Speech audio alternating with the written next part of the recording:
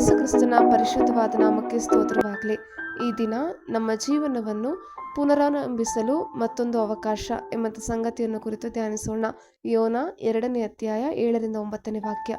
ನನ್ನ ಆತ್ಮವು ನನ್ನಲ್ಲಿ ಕುಂದಿದಾಗ ಯೆಹೋವನಾದ ನಿನ್ನನ್ನು ಸ್ಮರಿಸಿದೆನು. ನನ್ನ ಬಿನ್ನಹವು ನಿನಗೆ ಮುಟ್ಟಿತು, ನಿನ್ನ ಪರಿಶುದ್ಧಾಲಯಕ್ಕೆ ಸೇರಿತು. ಸುಳ್ಳು ವಿಗ್ರಹಗಳನ್ನು ಅವಲಂಬಿಸಿದವರು ತಮ್ಮ ಕರುಣಾನಿಧಿಯನ್ನು ತೊರೆದು ಬಿಡುವರು. ನಾನಾದರೂ ಸ್ತೋತ್ರಧ್ವನಿಯಿಂದ ನಿನಗೆ ಯಜ್ಞವನ್ನರ್ಪಿಸುವೆನು, ಮಾಡಿಕೊಂಡ ಹರಕೆಯನ್ನು ಸಲ್ಲಿಸುವೆನು. ರಕ್ಷಣೆಯು ಯೆಹೋವನಿಂದಲೇ ಉಂಟಾಗುವುದು. ಆಮೆನ್. ದೇವರು ಹಿಂದೆಂದೂ ಮಾಡದ ಹೊಸದನ್ನು ಮಾಡಬೇಕೆಂದು ವಿಶ್ವಾಸಿಗಳು ನಿರೀಕ್ಷಿಸುವ ಸಮಯ ಇದಾಗಿದೆ ಎಂದು ನಾವು ನಂಬೋಣ. ನಮ್ಮ ಹಿಂದಿನ ವ್ಯವಸ್ಥೆಗಳು, ರಚನೆಗಳು ಮತ್ತು ಅಗತ್ಯಗಳಿಗೆ ಸವಾಲು ಹಾಕಲು ಮತ್ತು ದೇವರು ನಮ್ಮ ಪ್ರಸ್ತುತ ಮತ್ತು ಭವಿಷ್ಯದಲ್ಲಿ ದೇವರಾಗಲು ಇದು ನಮಗೆ ಸಮಯವಾಗಿದೆ. ಹಲ್ಲೆಲೂಯಾ. ನೋಹನ ಸಮಯದಲ್ಲಿ ಮಳೆ ಬಂದಾಗ ದೇವರು ತನ್ನ ಜನರನ್ನು ಪುನಃಸ್ಥಾಪಿಸಿದನು ಮತ್ತು ಅವರನ್ನು ಸಂಪೂರ್ಣವಾಗಿ ಮರುಹೊಂದಿಸಿದನು. ಎಸ್ತೇರ್ ರಾಜನ ಮುಂದೆ ಹೋದಾಗ ದೇವರು ಅವಳ ಜೀವನವನ್ನು ಪುನಃಸ್ಥಾಪಿಸಿದನು. ತನ್ನ ಜನರನ್ನು ವಿನಾಶದಿಂದ ರಕ್ಷಿಸಲು ದೇವರು ಅವಳನ್ನು ಇರಿಸಿದಾಗ ಅವಳು ರಾಣಿಯಾದಾಗ ಮರುಹೊಂದಿಸುವಿಕೆಯನ್ನು ಅನುಭವಿಸಿದಳು. ಆಮೆನ್. ಮತ್ತಾಯ 18:21-22 ಭಾಗವು ಕ್ಷಮೆಯ ಪರಿಕಲ್ಪನೆಯ ಮೇಲೆ ಕೇಂದ್ರೀಕೃತವಾಗಿರುವ ಸಣ್ಣದಾದ ಸತ್ಯವೇದದ ಪ್ರಮುಖ ವಾಕ್ಯವಾಗಿದೆ. ಈ ವಾಕ್ಯದ ಪ್ರಕಾರ ನಾವು ಯಾವಾಗಲೂ ಇತರರನ್ನು ಕ್ಷಮಿಸಲು ಸಿದ್ಧರಾಗಿರಬೇಕು. ನಮಗೆ ಅನ್ಯಾಯ ಮಾಡಿದವರು ಅಥವಾ ಸಾಲಗಳನ್ನು ಮರುಪಾವತಿಸಲು ವಿಫಲರಾದವರನ್ನು ಸಹ ಕ್ಷಮಿಸಬೇಕು.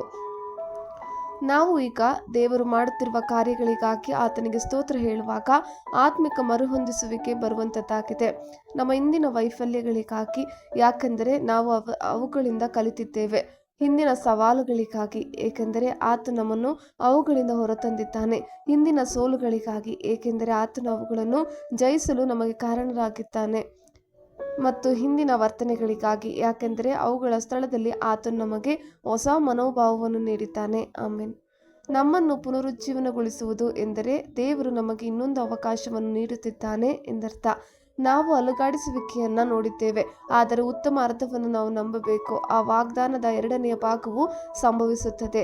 ಅಂತ್ಯ ಸಮಯದ ಅಲುಗಾಡಿಸುವಿಕೆಯು ಪೂರೈಸಲ್ಪಟ್ಟ ವಾಗ್ದಾನವಾಗಿದೆ, ಆದರೆ ಅದು ನಮ್ಮನ್ನು ಪ್ರಬಲವಾದ ಪುನರುಜ್ಜೀವನಕ್ಕೆ ಕರೆದೊಯ್ಯುತ್ತದೆ. ಆಮೆನ್.